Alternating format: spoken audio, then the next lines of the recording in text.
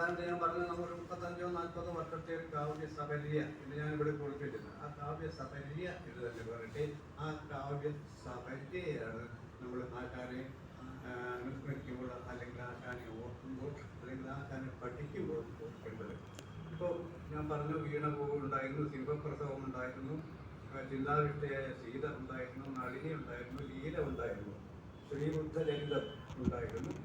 അങ്ങനെ നമ്മൾ ക്ലാസ്സുകളിലൊക്കെ നിരന്തരം പഠിച്ചുകൊണ്ടിരുന്ന കൃതികൾ, ബാലരാമായണനും ഗ്രാമവൃക്ഷത്തിലെ കുയിലുണ്ടായിരുന്നു, പുഷ്പവാടി, ദുരവസ്ഥ, ചണ്ടാലഭിഷിക, കരുണ എന്നൊക്കെ നമ്മളതിനെ വായിക്കുന്നു. ഇത് സാധാരണ ഒരു വായന മതിയാണ്. ഈ ഓരോ കൃതിയും നമ്മൾ സാധാരണമായ ഒരു വായനയ്ക്ക് അപ്പുറത്തുള്ള ഒരു വായന വേണ്ട കൃതികളാണ് എന്ന് പറയേണ്ടി വരും. നളിനി, അപ്പോൾ നളിനിയെക്കുറിച്ച് ചിന്തിക്കുമ്പോൾ നമ്മൾ എന്തൊക്കെ ചിന്തിക്കും? നളിനിയിലെ കഥാനായികയെ കുറിച്ച് ചിന്തിക്കും. ഈ നായികമാരെ അല്ലെങ്കിൽ നായകന്മാരെ ഒക്കെ എന്തുകൊണ്ടാണ് അദ്ദേഹം ഈ രീതിയിലുള്ള ദുരന്ത നായകന്മാരും ദുരന്ത നായികമാരും ഒക്കെ ആക്കി സൃഷ്ടിച്ചത് എന്ന് ഒരു ചോദ്യം ഇന്ന് നമ്മുടെ പുതിയ നിരൂപകന്മാർ ചോദിക്കാൻ തുടങ്ങിയിട്ടുണ്ട്. ഇത് എന്തുകൊണ്ടാണ്? തീർച്ചയായും നമ്മളൊക്കെ ചിന്തിക്കേണ്ടതാണ്. നമ്മുടെ ആ കാലഘട്ടമൊക്കെ നമ്മൾ കഴിഞ്ഞു. 10, 70, 80 ഒക്കെ വർഷങ്ങളായി ജീവിച്ചു കൊണ്ടിരിക്കുന്ന നമ്മളെ സംബന്ധിച്ചിടത്തോളം ഇങ്ങനെ ഒരു ചിന്ത ഇപ്പോൾ ഉദിച്ചതുകൊണ്ട് എന്താണ് പ്രസക്തി എന്ന് ചോദിച്ചാൽ തീർച്ചയായും കാലഘട്ടത്തിന് അതിന് പ്രസക്തിയുണ്ട്. ഇപ്പോൾ നളിനി വായിക്കുമ്പോൾ നമുക്ക് പ്രണയപരവശേ ശുഭന്ദിന ഉണരുകിൽ നിൻ പ്രിയൻ ഗുണവതി നെടുമോഹനിദ്ര വിട്ടുണരുക ഞാൻ സഖിനിന്റെ മാധവി എന്ന് പറയുന്നത് മുതൽ, എന്നാരംഭിക്കുന്നത് മുതലുള്ള ആ കഥ ആഖ്യാനത്തിൻ്റെ ആഖ്യാന തന്ത്രം എന്ന് നമ്മൾ പറയും. ആഖ്യാന തന്ത്രമുണ്ട്. ആഖ്യാന തന്ത്രമാണ്. ഇപ്പോൾ സിനിമയ്ക്ക് അതിൻ്റെതായ ഒരു ദൃശ്യാത്മകതയുടേതായ ഒരു ആഖ്യാന തന്ത്രമുണ്ട്. നാടകത്തിന് അതിൻ്റെതായ സ്റ്റേജ്, വേദിയെ കൈയടക്കേണ്ടതായ ആയിട്ടുള്ള ഒരു ആഖ്യാന തന്ത്രമുണ്ട്. ഈ ആഖ്യാന തന്ത്രം ഇല്ലെങ്കിൽ നമുക്ക് ഒരു കൃതിയെ വിലയിരുത്താനോ ഒരു കൃതിയെ നിലനിർത്താനോ കഴിയുകയില്ല എന്നുള്ളത്. അങ്ങനെ ഈ ആഖ്യാന തന്ത്രം പഠിപ്പിക്കുക എന്നുള്ളത് ഞാൻ നേരത്തെ പറഞ്ഞ പോലെ കവിത പഠിപ്പിക്കുക, കാവ്യഭാഷ പഠിപ്പിക്കുക എന്നുള്ള ആശാന്റെ ആ വലിയ നിയോഗത്തിൻ്റെ ഒരു ഭാഗമായിരുന്നു എന്ന് പറയാം.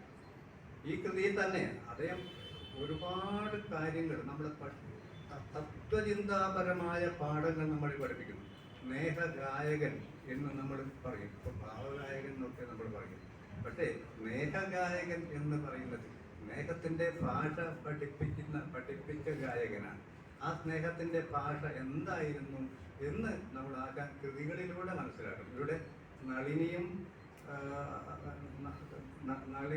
നളിനിയുടെ കവിതാവും തമ്മിലുള്ള ആ ഒരു ബന്ധം, ലീലയും കവിതാവും തമ്മിലുള്ള ബന്ധം, ഇത് മാംസനിബദ്ധമല്ല രാഗം എന്ന് അദ്ദേഹം നിരന്തരം നമ്മളോട് പറഞ്ഞ് തന്നിട്ടുണ്ട്. ഈ മാംസനിബന്ധമല്ലാത്ത ഒരു രാഗത്തെക്കുറിച്ച് എങ്ങനെയാണ് ആശാന് ബോധ്യമുണ്ടായത് എന്ന് ഇവിടെ നമ്മൾ നോക്കണം. അത് ഞാൻ പറഞ്ഞു, നാരായണ ഗുരുവിൻ്റെ സ്വാധീനമാണ്. ആത്മീയത എന്ന് പറയുന്നാൽ വെറും പ്രാർത്ഥന അല്ല. പ്രാർത്ഥിച്ച് കുറേ ശ്ലോകങ്ങൾ ആലോചിച്ചുകൊണ്ട് അല്ലെങ്കിൽ കുറേ മന്ത്രങ്ങൾ ചൊല്ലിക്കൊണ്ട്, മന്ത്രങ്ങൾ അല്ല എന്ന് ഇതൊന്നും അല്ല, അപ്പുറത്ത് മറ്റൊന്നാണ് എന്ന് ടാഗോർ നമ്മളെ പഠിപ്പിക്കുന്നുണ്ട്. മന്ത്രങ്ങൾ ചൊല്ലലും കീർത്തനം ചൊല്ലലും ഒന്നും മാത്രമല്ല നമ്മുടെ പ്രാർത്ഥന എന്നും.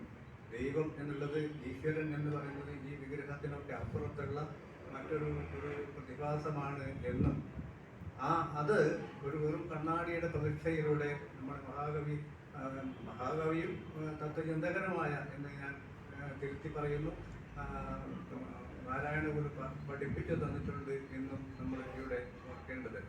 ഇപ്പോൾ സ്നേഹമാണ് അഖിലസാരം ഉള്ളിൽ, സ്നേഹസാരം ഇവ സത്യമേകമാണ് എന്ന് നളിനിയെക്കുറിച്ചും ദിവാകരനെക്കുറിച്ചും ആലോചിക്കുമ്പോൾ നമ്മൾ മനസ്സിലാക്കുന്നു. ഇപ്പോൾ നളിനി, ദിവാകരൻ, ഇവ നമ്മൾ പേരിടുമ്പോഴും നമുക്ക് ആലോചന അതാണ്. നളിനി എന്ന് പേരിടണോ, ദിവാകരൻ എന്ന് പേരിടണോ എന്ന് നമ്മൾ ചിന്തിക്കും. പക്ഷെ പേരിടാം.